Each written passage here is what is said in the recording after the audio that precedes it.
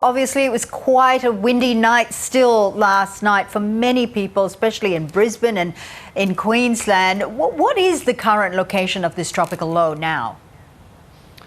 Yeah, good morning, Fauzi. So Ex-Tropical Cyclone Alfred has now moved over the mainland. It is now sitting over southeast Queensland, but it is still very, very slow moving. And so that's why overnight last night we did see some very windy conditions, particularly across the eastern suburbs of Brisbane.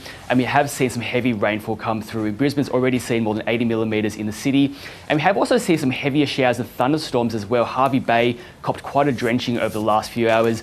But more broadly, we are still seeing heavy rainfall continuing into New South Wales as well, and the risk of damaging winds this morning for many places. And Jonathan, as it moves inland, is it starting to weaken now, or is it speeding up? Is it slowing down? We know it stalled just before it hit mainland.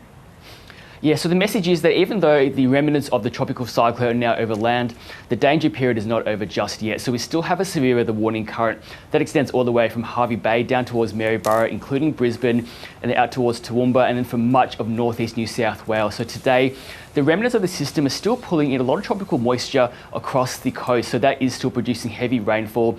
There is still a risk of seeing between 100 to 200 millimetres today, and with some of those thunderstorms, you may see even higher totals leading to dangerous flash flooding. So of course there is a lot of flooding across the landscape already. We may see further river rises, and then with those winds, we may also see some localised damaging winds with some of those thunderstorms coming through. So the message very much for people across southeast Queensland and northeast New South Wales is that we could see heavy rainfall and strong winds today, and then really only easing from tomorrow. Would you be able to perhaps pinpoint where the most vulnerable areas would be in terms of flash flooding?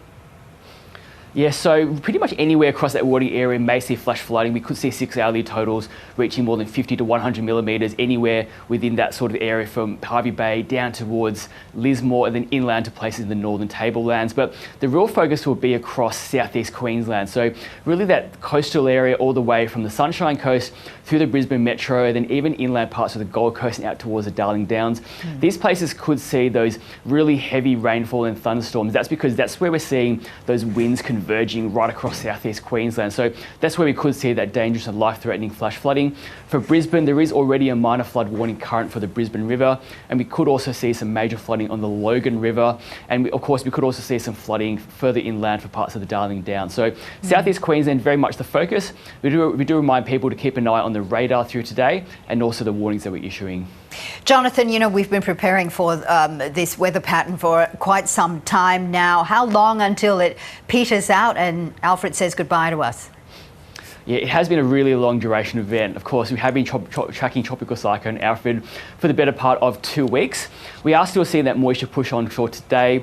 Rain will ease across northeast New South Wales tonight and into early Monday morning. But for Queensland, we will need to wait till probably later tomorrow.